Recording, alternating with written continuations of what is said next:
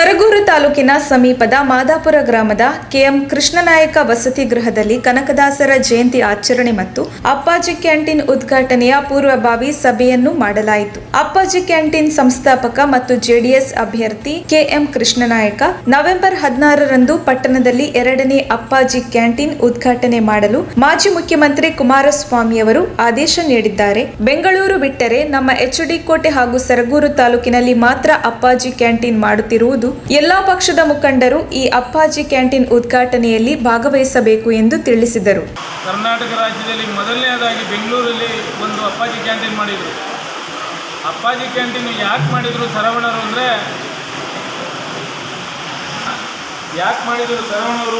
ದೇವೇಗೌಡ ಅಪ್ಪಾಜಿಯವರ ಹೆಸರಲ್ಲಿ ಅಂದರೆ ದಿನನಿತ್ಯ ಕೂಲಿ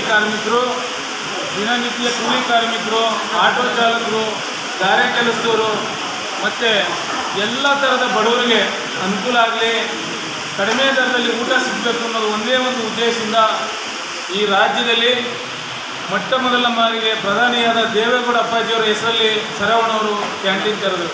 4 ತಿಂಗಳ ಹಿಂದೆ ನಾನು ನಮ್ಮ ಸ್ನೇಹಿತರು ಭೇಟಿ ಕೊಟ್ಟು ಬನಶಂಕರಿಗೆ ಭೇಟಿ ಕೊಟ್ಟು ಕ್ಯಾಂಟೀನಲ್ಲಿ ಊಟ ಮಾಡಿ ಆ ಊಟ ಮಾಡೋಂಥ ಸಂದರ್ಭದಲ್ಲಿ ಎಲ್ಲನ ಚೆಕ್ ಮಾಡಿದ್ವಿ. ನಾವು ಈ ಕಾರ್ಯಕ್ರಮನ ಕೊಟ್ಟರೆ ಕೋಟೆ ತಾಲೂಕಲ್ಲಿ ಸಾಮಾನ್ಯ ಜನಕ್ಕೆ ಕಡು ಬಡವರಿಗೆ ನಮ್ಮನ್ನು ಮತ್ತು ನಮ್ಮಂಥವ್ರನ್ನ ಮತ್ತು ನಿಮ್ಮಂಥವ್ರನ್ನ ಎಲ್ಲ ಮುಖಂಡರುಗಳನ್ನ ಯಾರು ಭೇಟಿ ಮಾಡೋಕ್ಕಾಗಿರಲ್ಲ ಅಂಥ ಕಡೆಯ ಜನಕ್ಕೆ ಅನುಕೂಲ ಆಯ್ತದೆ. ಅಂಥವ್ರಿಗೆ ಅನುಕೂಲ ಮಾಡಬೇಕು ಅಂದರೆ ನಾವೇನಾದ್ರು ಒಂದು ಕಾರ್ಯಕ್ರಮ ಕೊಡಬೇಕು ಅಂತ ತೀರ್ಮಾನ ಮಾಡಿದ್ಮೇಲೆ ಕುಮಾರಣ್ಣವ್ರ ಹತ್ರ ನಾನು ಮಾತುಕತೆ ಮಾಡಿದೆ. ಏನಾರು ಮಾಡಿ ನಾನು ಕರ್ನಾಟಕ ರಾಜ್ಯದಲ್ಲಿ 2ನೇ ಅಪ್ಪಾಜಿ ಕ್ಯಾಂಟೀನ್ನ ಎಚ್.ಡಿ. ಕೋಟೆ ತಾಲೂಕಲ್ಲಿ ನಾನು ತೆರೆದುಕೊಡ್ಬೇಕು, ನೀವು ಅವಕಾಶ ಕೊಡಿ, ನೀವು ಬಂದು ಒಂದು ಕಾರ್ಯಕ್ರಮ ಉದ್ಘಾಟನೆ ಮಾಡಿಕೊಡಿ. ಆ ಉದ್ಘಾಟನೆ ಮಾಡಿಕೊಡಿ ಅನ್ನೋ ಸಂದರ್ಭದಲ್ಲಿ ಏನೇನು ಅಡಚಣೆ ಆಯಿತು, ಏನೇನು ಬೆಳವಣಿಗೆ ಆಯಿತು ಅದೆಲ್ಲ ನಿಮಗೆ ಗೊತ್ತಿದೆ. ಆ ಬೆಳವಣಿಗೆ ಯಾವುದಕ್ಕೂ ಕುಮಾರಣ್ಣವರು ಸೊಪ್ಪಾಗಲಿಲ್ಲ, ಆಮೇಲೆ ಯಾವುದಕ್ಕೂ ತಲೆನೂ ಕೆಡಿಸ್ಕೊಳ್ಳಿಲ್ಲ. ಕುಮಾರಣ್ಣವರು ಒಂದೇ ಉದ್ದೇಶ, ಬಡವರಿಗೆ, ಅಂಗವಿಕಲರಿಗೆ, ಆಟೋ ಚಾಲಕರಿಗೆ, ಕೂಲಿ ಕಾರ್ಮಿಕರಿಗೆ ಒಂದು ಒಳ್ಳೆ ಕೆಲಸ ಮಾಡ್ತಾ ಇದ್ದಾರೆ. ಅಪ್ಪಾಜಿಯವರ ಹೆಸರಲ್ಲಿ ಈ ಕಾರ್ಯಕ್ರಮ ನಾವು ಉದ್ಘಾಟನೆ ಮಾಡಲೇಬೇಕು ಅಂತ ಅವರೆಲ್ಲ ಅಡ್ಡ ನಿಂತ್ಕೊಂಡ್ರು. ಯಾರ್ಯಾರು ಅಡ್ಡ ನಿಂತ್ಕೊಂಡ್ರು ಈ ಕ್ಷೇತ್ರದಲ್ಲಿ ನಿಮಗೆಲ್ಲ ಗೊತ್ತಿದೆ. ಅದೇ ರೀತಿ ಆ ಕಾರ್ಯಕ್ರಮ 15 ದಿನಕ್ಕೆ ನಿಂತೋಯ್ತದೆ, 20 ದಿನಕ್ಕೆ ನಿಂತೋಯ್ತದೆ, 1 ತಿಂಗಳಿಗೆ ಬೀಗ ಹಾಕ್ತಾರೆ ಅಂದರು. ಈಗ 4ನೇ ತಿಂಗಳು ಆಯ್ತು. ಇವತ್ತು 4 ತಿಂಗಳಾಯ್ತಾ. ನಾನು 16ನೇ ತಾರೀಕು ಕ್ಯಾಂಟೀನ್ ಓಪನ್ ಮಾಡಲಿಕ್ಕೆ ಸಮಯ ನಿಗದಿ ಮಾಡಿದ್ದೀವಿ. ಅದಕ್ಕೋಸ್ಕರ ಎಲ್ಲರೂ ನಾನು ಯಾವುದೇ ವಾಹನ ಕೊಡಲ್ಲ, ಯಾವುದೂ ಇಲ್ಲ, ವೈಯಕ್ತಿಕವಾಗಿ ಅಭಿಮಾನದಿಂದ ಇದು ಸರಗೂರು ತಾಲೂಕಿಗೆ ಬೇಕಾ, ಸರಗೂರು ತಾಲೂಕಲ್ಲಿ ಮಾಡ್ತಾ ಇರೋದು ಒಳ್ಳೆಯದಾಗುತ್ತಾ, ಜನಕ್ಕೆ ಅನುಕೂಲ ಆಗುತ್ತಾ, ನೀವೇ ಯೋಚನೆ ಮಾಡಿ. ಎಲ್ಲರೂ ವೈಯಕ್ತಿಕವಾಗಿ ನೀವು ಬರಬೇಕು. ಬಂದು ನೀವು ಈ ಕಾರ್ಯಕ್ರಮನ ಯಶಸ್ವಿ ಮಾಡಿದ್ರೆ, ಈ ಕಾರ್ಯಕ್ರಮಕ್ಕೆ ನೀವು ನನಗೆ ಹುಮ್ಮಸ್ಸು ಕೊಟ್ಟರೆ, ಈ ಕಾರ್ಯಕ್ರಮ ಇಂಥ ಕಾರ್ಯಕ್ರಮಗಳು ಇನ್ನು ಮುಂದೆ ಹೆಚ್ಚಿನದಾಗಿ ಕೊಡ್ತೀನಿ. ನಾನು ಯಾವ ಕಾರ್ಯಕ್ರಮ ಅಂದರೆ ಕಾರ್ಯಕ್ರಮ ಮಾಡೋದು ಮುಂಚೆ ನಾನು ಯಾವುದೂ ಹೇಳಲ್ಲ. ಯಾಕೆ ಹೇಳಲ್ಲ ಅಂದರೆ ಸುಮ್ಮನೆ ಆಶ್ವಾಸನೆ ಕೊಡ್ತಾರೆ ಅಂತ. ಅಧಿಕೃತವಾಗಿ ಚಾಲನೆ ಉದ್ಘಾಟನೆ ಆಗೋ ಮಟ್ಟಕ್ಕೆ ಬರೋವರೆಗೂ ನಾನು ಯಾರಿಗೂ ಹೇಳಲ್ಲ, ಯಾವುದೂ ಹೇಳಲ್ಲ. ಕೊರೋನಾ ಸಂದರ್ಭದಲ್ಲಿ ಕಿಟ್ ಕೊಡಬೇಕಾದ್ರೂ ಅದೇ ಥರ ಮಾಡಿದ್ದು. ಕುಮಾರಣ್ಣವರು ವಿಡಿಯೋ ಮಾಡಿ ಆನ್ಲೈನಲ್ಲಿ ಬಿಟ್ಟರು. ಆನ್ಲೈನಲ್ಲಿ ಬಿಡೋಕ್ಕೆ ಮುಂಚೆ ಎಲ್ಲ ಕುಮಾರಣ್ಣ ಹತ್ರ ಚರ್ಚೆ ಮಾಡಿದ್ರು. ಅದರಲ್ಲಿ ನಮ್ಮ ಶಕ್ತಿ ಏನಿದೆ ಅದನ್ನು ನಾನು ಮಾಡಿದ್ದೀನಿ. ಇಡೀ ಕ್ಷೇತ್ರಕ್ಕೆ ಕೊಡೋಕ್ಕಾಗಿಲ್ಲ. 25,000 ಕುಟುಂಬಕ್ಕೆ ಕೊಟ್ಟಿದ್ದೀವಿ. 3,000 ಮೆಡಿಸಿನ್ ಬಾಕ್ಸ್ನ ಕೊರೋನಾ ಸಂದರ್ಭದಲ್ಲಿ ಯಾರಿಗೆ ಕೋವಿಡ್ ಪಾಸಿಟಿವ್ ಇತ್ತು ಅಂಥವ್ರಿಗೆ ಅನುಕೂಲ ಆಗಲಿ ಅಂತ, ಅಂಥವ್ರು ಯಾವುದೇ ಕಾರಣಕ್ಕೂ ಹಣದ ತೊಂದರೆಯಿಂದ ಆರೋಗ್ಯದಲ್ಲಿ ಏರುಪೇರು ಆಗಬಾರ್ದು ಅಂತ 3,000 ಬಾಕ್ಸ್ನ ಹಿಂದೆ ಇದ್ದಂಥ ಈಗ ಅಲ್ಲಿ ಇರ್ಬೋದು THO ರವಿಕುಮಾರ್ ಅವರ ಏನು ಬರ್ಕೊಟ್ಟಿದ್ರು ಮೆಡಿಸನ್ನು, ಅದೇ ಅಂತ ಕಂಪ್ನಿನೇ ತರಿಸಿ ನಾನು 3,000 ಬಾಕ್ಸ್ ತಂದಿಕೊಟ್ಟೆ. ನಂತರ ಸಭೆಯಲ್ಲಿ ಮಾತನಾಡಿದ PLD ಬ್ಯಾಂಕ್ ಮಾಜಿ ಅಧ್ಯಕ್ಷ MD ಮಂಚಯ್ಯ, 2023ರಂದು JDS ಪಕ್ಷವು ಕೋಟೆಯ ವಿಧಾನಸಭಾ ಚುನಾವಣೆಯಲ್ಲಿ ಅಧಿಕಾರಕ್ಕೆ ಬರಬೇಕು.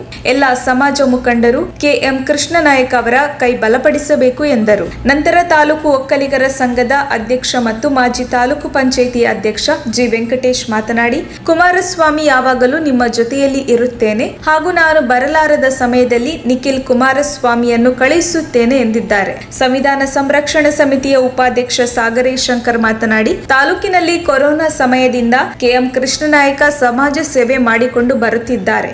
25,000 ಆಹಾರ ಕಿಟ್ ಮತ್ತು ಆಂಬ್ಯುಲೆನ್ಸ್ ಸೇವೆ ಮಾಡಿದ್ದಾರೆ. ನಮ್ಮ ತಾಲೂಕಿನಲ್ಲಿ ಯಾವುದೇ ಜನಾಂಗದ ಸಮಸ್ಯೆಗಳು ಬಂದರೂ ಅವರು ಕೈಲಾದಷ್ಟು ಸಹಾಯ ಮಾಡಿದ್ದಾರೆ ಎಂದರು. ಈ ಸಭೆಯಲ್ಲಿ ಟಿಎಲ್ಡಿ ಬ್ಯಾಂಕ್ ಬಸವರಾಜು, ಶೇಖರ ಲಿಂಗೇಗೌಡ, ದಾಸೇಗೌಡ, ದಸಂಸ ಜಿಲ್ಲಾ ಸಂಘಟನಾ ಸಂಚಾಲಕರು ಚ ಶಿವಕುಮಾರ್, ಶಿವಮಾಧು, ಮುಖಂಡರು ಶಂಬೇಗೌಡ, ಬಸವರಾಜು, ಸಿಂಡೇನಹಳ್ಳಿ ಯತೀಶ್, ಬಿ ಮಟಕೇರಿ ಜಿತೇಂದ್ರ, ವಡ್ಡರಗುಡ್ಡಿ ರಘು, ಗ್ರಾಮ ಪಂಚಾಯತಿ ಸದಸ್ಯ ಗಿರೀಶ್, ಮಾರುತಿ, ಹಳ್ಳದ ಮನುಗನಹಳ್ಳಿ ಸುರೇಶ್, ರಾಮೇಗೌಡ, ಕಾಳಿಹುಂಡಿ ಕಿಟ್ಟಿ, ಹೈರಿಗೆ ಸಿರಿ, ವೈಕುಟ ನಾಯಕ, ಬಿದಿರಹಳ್ಳಿ ಪುಟ್ಟಸಿದ್ದನಾಯಕ, ಬೂದನೂರು ಶಿವಮಲ್ಲಪ್ಪ, ಕಳ್ಳಂಬಾಳು ಗೋವಿಂದರಾಜು, ವಕೀಲರು ಪ್ರಶಾಂತ್ ಜಿಎನ್, ಪ್ರಸನ್ನಕುಮಾರ್, ಕಾಳಪಾಜಿ ಶಿವಯ್ಯ, ನೆನಪುರವಿ ದಿನೇಶ್, ಮುಳ್ಳೂರು ನಿಂಗರಾಜು, ಇನ್ನು ಪಕ್ಷದ ಕಾರ್ಯಕರ್ತರು ಮುಖಂಡರು ಭಾಗಿಯಾಗಿದ್ದರು. ವರದಿ ಚಂದ್ರಹಾದನೂರು. ಮನೆಗೆ ಆಹಾರ ಕಿಟ್ಗಳನ್ನ ಕೊಡ್ತಾರೆ, ಆಂಬುಲೆನ್ಸ್ ಅನ್ನು ಕೊಡ್ತಾರೆ. ಜೊತೆಗೆ ಎಲ್ಲ ಶಾಲಾ ಕಾಲೇಜುಗಳಿಗೆ ಆಗಸ್ಟ್ 15ರಲ್ಲಿ ಸ್ವೀಟ್ಗಳನ್ನ ಕೊಡ್ತಾರೆ. ಇವ್ರ ಉದ್ದೇಶ ಸಣ್ಣ ಪುಟ್ಟ ಕಾರ್ಯಕ್ರಮ, ಸಣ್ಣ ಪುಟ್ಟ ತೊಂದರೆ ಹೋದಾಗ ನಮ್ಮ ಕುಮಾರಣ್ಣ ಏನು ಸಹಾಯ ಮಾಡ್ತಾರೆ ಅದನ್ನ ಇವರು ಕೂಡ ನಿರಂತರವಾಗಿ 8 ವರ್ಷದ್ದು ಮಾಡ್ಕೊಳ್ತಾರೆ. ನಂತರ ಇವರು ಸ್ಫೂರ್ತಿ ತಗೊಂಡಿದ್ದ ಅವತ್ತಿಂದಲೂ ಕೂಡ ನಿರಂತರವಾಗಿ ಜನಗಳ ಹತ್ರ ಸಂಪರ್ಕ ಇಟ್ಕೊಂಡು ನೋಡಿ ನಾವ್ಯಾರೋ ನೀವೇ ನಾವು ನಮ್ಮ ತಾಲೂಕಿನವರು ಇದನ್ನೆಲ್ಲ ಕುರ್ಸಿವಾಗಿ ಪಂಚಾಯತ್ ಅವ್ರ ಹಿಂದ್ಗಡೆ ಅಂದರೆ ಅವ್ರ ಸಂಘಟನೆ ಅವ್ರ ಬಗ್ಗೆ ಹೆಚ್ಚಿನಾಗಿ ತಿಳ್ಕೊಂಡಿದ್ರಿ ಅಂತ ಅರ್ಥ ಆಯ್ತು. ನೀವೇ ತಿಳ್ಕೊಂಡ್ಮೇಲೆ ನಾವು ಸ್ವಲ್ಪ ರಾಜಕೀಯ ಓಡಾಡ್ಕೊಂಡಿದ್ದೀವಿ, ನಾವ್ಯಾಕೆ ಬರಬಾರ್ದು ಅಂತ ನಾನು ಮಾತಾಡ್ಕೊಂಡು ಮಾಡ್ತೀನಿ. ಯಾಕೆ ಅಂದರೆ ಅವರು ನಿರಂತರವಾಗಿ ನಿಜವಾಗ್ಲೂ ಕೂಡ ಅಂದರೆ ನಮ್ಮ JDS ಪಕ್ಷ ವಿರೋಧ ಪಕ್ಷನೇ ಕಂಡಿದ್ದೀವಿ. ಅಂದರೆ ಆಡಳಿತ ಕಾಂಗ್ರೆಸ್ MLA ಇರೋದಿಲ್ಲಿ ನಾವು ಸ್ಟ್ರೈಕ್ ಮಾಡಿಲ್ಲ. JDS ಪಕ್ಷದಿಂದ ಒಂದು ಸ್ಟ್ರೈಕ್ ಮಾಡಲಿಲ್ಲ. ಒಂದು ನಮ್ಮ ಜನರಿಗೆ ಅನ್ಯಾಯ ಆಗ್ತಾ ಇದೆ, ಒಂದು ಸಾಗುವಳಿ ಬಗ್ಗೆನೋ, ಒಂದು ಮಕ್ಕಳ ಬಗ್ಗೆನೋ, ಮೂಲಭೂತ ಸೌಕರ್ಯಗಳ ಬಗ್ಗೆ ಒಂದು ಸ್ಟ್ರೈಕ್ನೇ ಮಾಡದೇ ಇರತಕ್ಕಂಥ ನಮ್ಮ ಪಕ್ಷ ಅನೇಕ ಆಶ್ರಯ ಆಗ್ಬೋದು, ಇನ್ನಿತರ ಕಾರ್ಯಗಳಲ್ಲಿ ಅವರು ನೊಂದಂಥ ಜನಗಳಿಗೆ ಸಾಕಷ್ಟು ಅವರು ಅವರ ಒಂದು ಕಷ್ಟಕ್ಕೆ ಭಾಗಿಯಾಗಿ ಆಗಿರ್ತಕ್ಕಂಥದ್ದು ತಾನು ಗೊತ್ತಿರ್ತಕ್ಕಂಥ ವಿಚಾರನೆ. ಮತ್ತು ಹಾಗೆ ಸ್ಕೂಲ್ಗಳಲ್ಲಿ ಸುಮಾರು ಇಡೀ ತಾಲೂಕಿನ ಎಲ್ಲ ಸ್ಕೂಲ್ಗಳು ಕೂಡ ಸ್ವತಂತ್ರ ದಿನ ಸೇರಿದ ದಿನ ನಮ್ಮದು ಸ್ಟ್ರೀಟ್ ಫುಡ್ ಆಗಬೇಕು ಬಂದಾಗ ಅನೇಕ ಕಾರ್ಯಗಳು ಮಾಡಿದ್ದಾರೆ. ನಾವೇನು ಅದನ್ನು ಅನುಗಮಿಸ್ತಕ್ಕಂಥದ್ದಲ್ಲ. ನಮ್ಮಲ್ಲಿ ತಾಲೂಕಲ್ಲಿ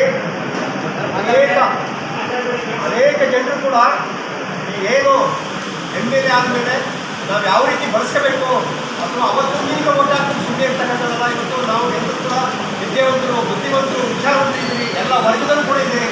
ಇವತ್ತು ನಾವೇನಪ್ಪ ಅಂದರೆ ಮದರ್ ಡ್ರೀಮ್ಸ್ ರೂರಲ್ ಮತ್ತು urban education development society, Shri Mylara Lingeshwara nursing college Chitradurga, Shri Anjaneya Swamy ಪ್ರೌಢಶಾಲೆ ಕಡ್ಲೆಗುದ್ದು ಇವರ ಸಂಯುಕ್ತಾಶ್ರಯದಲ್ಲಿ ರಾಜ್ಯ ಮಟ್ಟದ ಗ್ರಾಮೀಣ ಮಕ್ಕಳ ಕನ್ನಡ ಸಾಹಿತ್ಯ ಹಾಗೂ ಸಾಂಸ್ಕೃತಿಕ ಸಮ್ಮೇಳನ 2022-23 ಇದೇ ಬರುವ ನವೆಂಬರ್ 19ರಂದು ಶನಿವಾರ ಬೆಳಿಗ್ಗೆ 10 ಗಂಟೆಗೆ.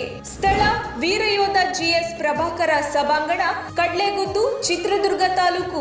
ಈ ಕಾರ್ಯಕ್ರಮದ ಸಂಪೂರ್ಣ ನೇರ ಪ್ರಸಾರವನ್ನ ನಮ್ಮ ತುಮಕೂರು ಮಾಧ್ಯಮದಲ್ಲಿ ಪ್ರಸಾರ ಮಾಡಲಾಗುವುದು. ತಪ್ಪದೇ ವೀಕ್ಷಿಸಿ. ನಮಸ್ತೆ, ನಾನು ಪ್ರಣನ್ಯ. ಜಿ ಕನ್ನಡ ವಾಹಿನಿಯ ಡ್ಯಾನ್ಸ್ ಕರ್ನಾಟಕ ಡ್ಯಾನ್ಸ್ ಸೀಸನ್ 6ರ ವಿಜೇತೆ. ನಾನು ಚಿತ್ರದುರ್ಗ ಕಡ್ಲೆಗುದ್ದು ಗ್ರಾಮದಲ್ಲಿ ನವೆಂಬರ್ 19ರಂದು ನಡೆಯುವ ರಾಜ್ಯ ಮಟ್ಟದ ಗ್ರಾಮೀಣ ಮಕ್ಕಳ ಸಾಹಿತ್ಯ ಹಾಗೂ ಸಾಂಸ್ಕೃತಿಕ ಸಮ್ಮೇಳನಕ್ಕೆ ನಾನು ಬರ್ತಾ ಇದ್ದೀನಿ. ನೀವು ಸಹ ಬರ್ತೀರಲ್ವಾ? Thank you. ನಿಮ್ಮ ಮೆಚ್ಚಿನ ನಮ್ಮ ತುಮಕೂರು ಮಾಧ್ಯಮ 1 ವರ್ಷ ಪೂರೈಸಿದ ಈ ಸಂದರ್ಭದಲ್ಲಿ ನಮ್ಮ ತುಮಕೂರು ಮಾಧ್ಯಮ ನಿಮಗೆ ಧನ್ಯವಾದಗಳನ್ನ ತಿಳಿಸುತ್ತದೆ ಮತ್ತು ನಿಮ್ಮ ಪ್ರೀತಿಗೆ ಸದಾ ಚಿರಋಣಿಯಾಗಿರುತ್ತದೆ. ನೀವು ನಮ್ಮ ಮೇಲೆ ಇಟ್ಟ ನಂಬಿಕೆಯನ್ನು ಉಳಿಸುವ ಪ್ರಾಮಾಣಿಕ ಪ್ರಯತ್ನವನ್ನ ನಮ್ಮ ತಂಡ ಖಂಡಿತವಾಗಿಯೂ ಮಾಡುತ್ತದೆ. ಗೆಲುವಿನ ಹಾದಿಯಲ್ಲಿ ಸದಾ ನಮ್ಮ ಜೊತೆಯಾಗಿರಿ. ನಮ್ಮ ಚಾನೆಲ್ ಅನ್ನು ಸಬ್ಸ್ಕ್ರೈಬ್ ಮಾಡಿ. ಸುದ್ದಿ ಅನ್ನೋದು ಬರೀ ಕಥೆಯಾಗದೆ ನೊಂದ ಜೀವ ಗಾಳಿಗೆ ಬೆಳಕಾಗಿದೆ, ಗೆಲುವಿನ ಹಾದಿಯಲ್ಲಿ ನಗು ಮೂಡಿದೆ.